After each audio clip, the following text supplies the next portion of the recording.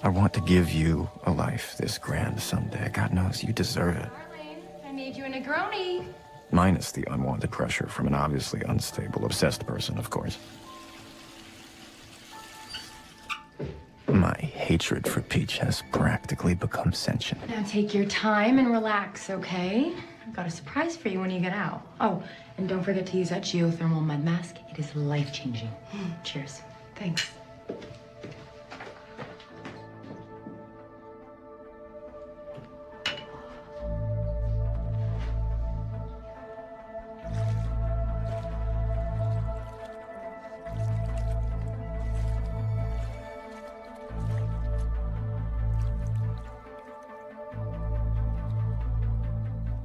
Look at that. How dare she invade your privacy like that? It's perverse. In the article, The Question of Men in Love, a Behavioral Response to Jorgen Lorenzen, author Leo Mundy breaks down both the ethics of ambiguity and the second sex.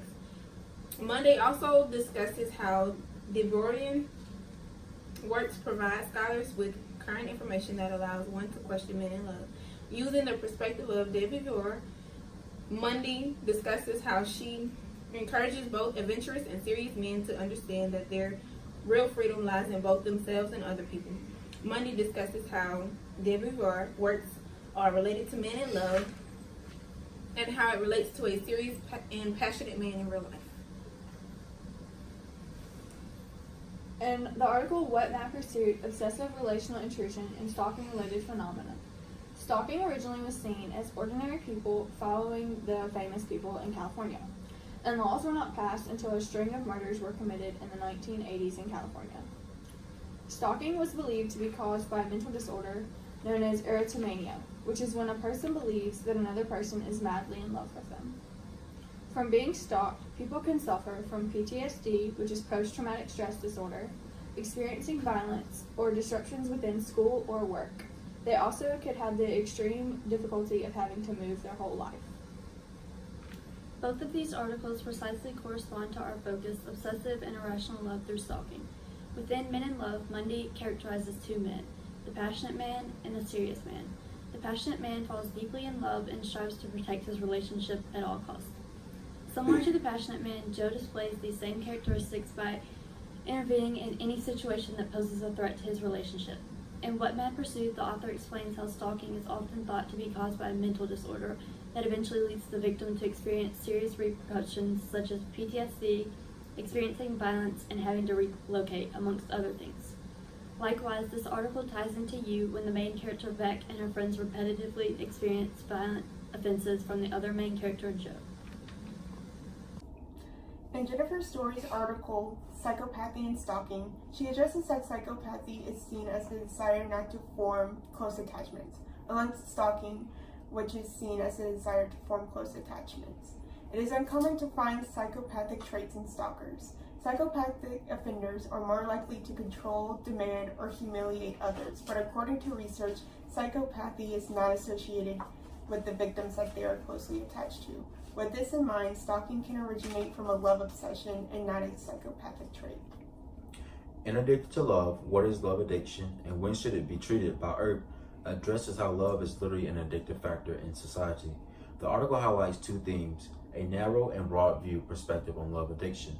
Narrow addiction results of abnormal brain abnormalities and processes. In the broad view addiction, love is considered to be temporarily satisfactory mechanisms.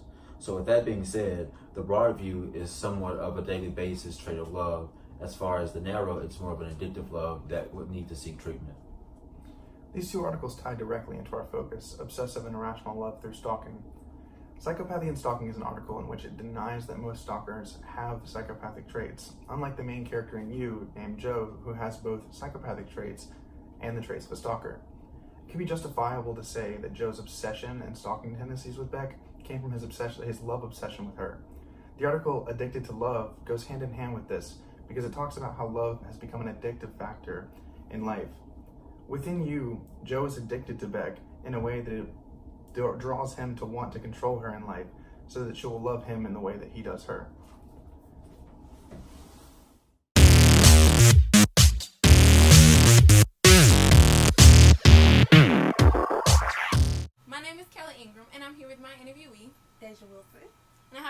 questions for you if you don't mind answering them. Do you believe that stalkers suffer from mental health issues? If so, why? Yes, I do. I believe that they take common interactions that humans have every day and they make them into something more with more emotions so that they could feel like what they're doing is right. Like, okay, thank you. Do you believe that stalking is undetected? If so, why? I do believe that it's undetected because I feel like people take it as a common thing, like, oh, they're so cute, they just like me a little bit more than usual. It's a little weird, but I mean, I ain't gonna do nothing about it because it's not like that. Like, they always assume that the person isn't a stalker without knowing their real true intentions, because it could turn very dangerous, and in most cases it does turn very dangerous before somebody ever takes it seriously, because most people look at it as a crush.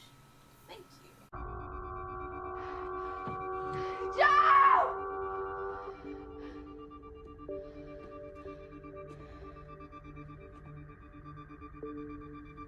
I'm here.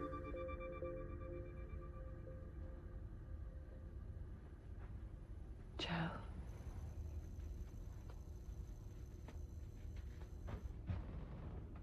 Why am I in here? Sounds good. Because we're talking, we're getting it out of the open. You hit me! I'm sorry. Beck, I'm sorry. I didn't want you to freak out. Joe! I am locked in a glass cage!